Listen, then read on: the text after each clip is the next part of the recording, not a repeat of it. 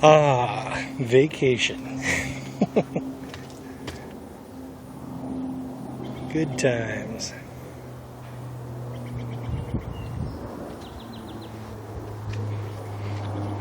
The duckweed's looking a little flaccid. I'm going to have to put a little fertilizer in there. Well, the reason for this video... another thing that's kind of interesting. I'm doing that low carb thing again, and man, I feel light. My stomach's just melting away. This is friggin' awesome. I don't have a 2-pack or anything like that yet, but man, I'm very happy. I'm down to, like, let's see, 223 I think. Yeah, just came back from buying some silver. Some of the people on YouTube, like, who are in other states or something, man, I've heard that the spot price can be something like, I mean, the total price is something like $3 each for these. But we've got a very nice coin shop here in Seattle, and the spot price is currently $16.30, where it was a few minutes ago when I was there. And basically, they just charged me like $1.65, and I paid like $17 each for these things, 17 something, and they're like brand new practically. I mean, they are new. Sunshine Mint. I've got a lot of that. Yeah, this is, the time has come, since the price is so cheap, for me to start replacing the silver that I spent as the down payment on this house. I wasn't going to buy more when it was like $34 an ounce.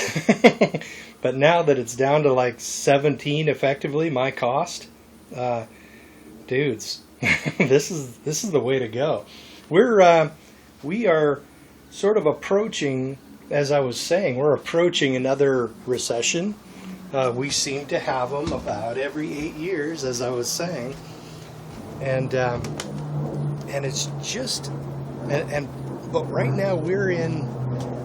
If it was like the last recession, we're in like 2007, I think, and then 2016 will be 2008.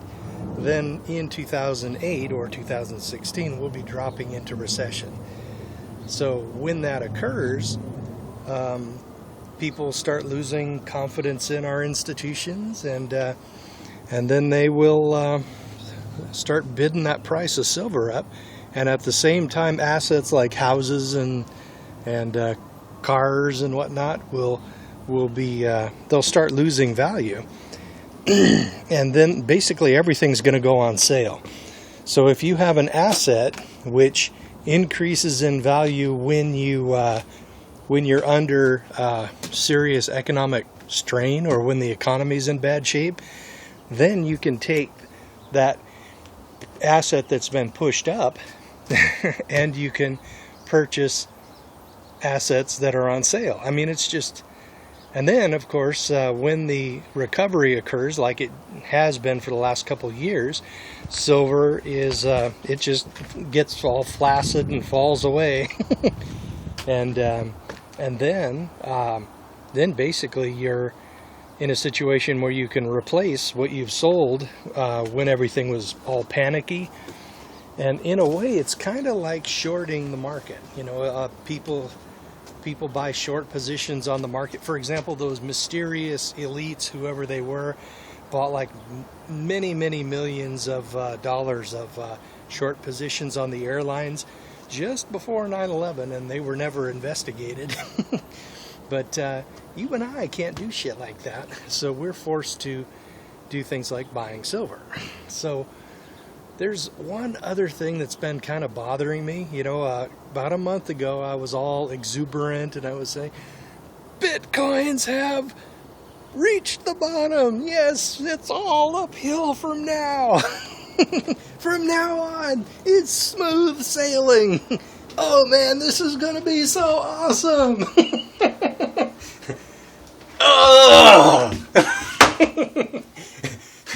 Okay.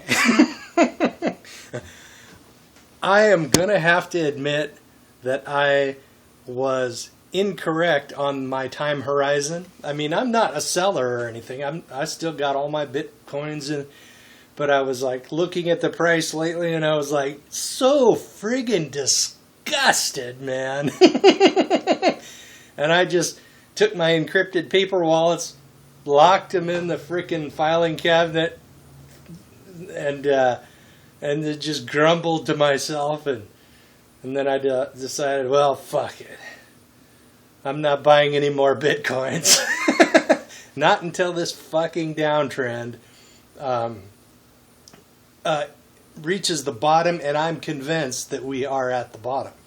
So for now, you know, basically we're in a situation where it could continue down. I mean, we're down to like 220, and the difference is now in the past, you know, there have been a lot of very exuberant small purchasers, kind of like me, and over that, and as a general rule, if the big whales, the people who are like Bitcoin millionaires, those people, as long as they stayed out of the market tended to drift upward. And then the big, huge whales, they call them, would jump in and slam the market down another $50 or some shit. And then there would be like a gasping period when small people were like going, ugh! And then basically it would like steady, and then it would start going up again. But recently, after all it took was just one more big, huge slam down, and apparently it was enough to destroy confidence in the market, and now the frickin' thing is drifting down on light volume, which is a bad sign. And and basically it looks like the market has been really discouraged, and so when that occurs, we're probably due for another big leg down. And I'm not selling or anything. I've still got all my Bitcoins, and I am going to just lock them up and come back to them in about a year probably. And until then, I need to replace the silver which I used to buy this house with, that down payment. And now silver is about half what I let's see, $34 an ounce is what I sold it for, my price, after spot and everything, I mean after their cut. But now I'm getting him back at about maybe 17 or 18, so that's almost half. So basically I'm effectively paying half price for my down payment on my house. So, you know, that's not a bad deal. So I put $12,000 down, and well, $12,000 in silver plus some other savings, and then basically it'll only cost me about maybe $6,500 to replace that. So take advantage of these market swings. It's an 8-year cycle. It's a long-term thing, but you can double your money in like 4 years or something, and I think it's a pretty good risk. But then again, look at me with Bitcoins. I am not a financial advisor. But anyway, my time horizon now, basically for Bitcoins, you get like in 2016, the block reward, they call it, where new Bitcoins are generated, will drop in half from like 25 down to 12 every 10 minutes, and that should decrease the supply and make the price get some kind of floor.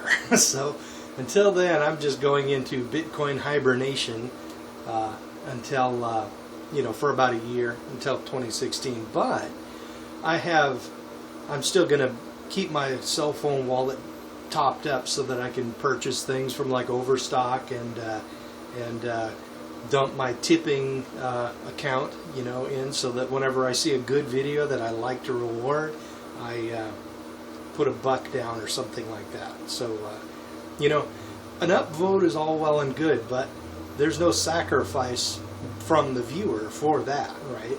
So, so basically, if I actually kick in a dollar, however, that is an actual sacrifice, and it's a real sign that, yes, I really like this video and you're doing a damn good job, and that's why this dollar's down, thump. And that's like, I think it's enormously more, it says more than just an upvote, in my opinion. So, I'm just going to start, I'm just starting a week off. And so I've got like 2 weekends and a whole week off, and man, I'm going to enjoy it. I'm going to do some serious gardening, do a few repairs around the house, and go visit some family, and just basically fart around and argue with feminists on YouTube, you know, that sort of thing. Okay, guys, well, I will see you later.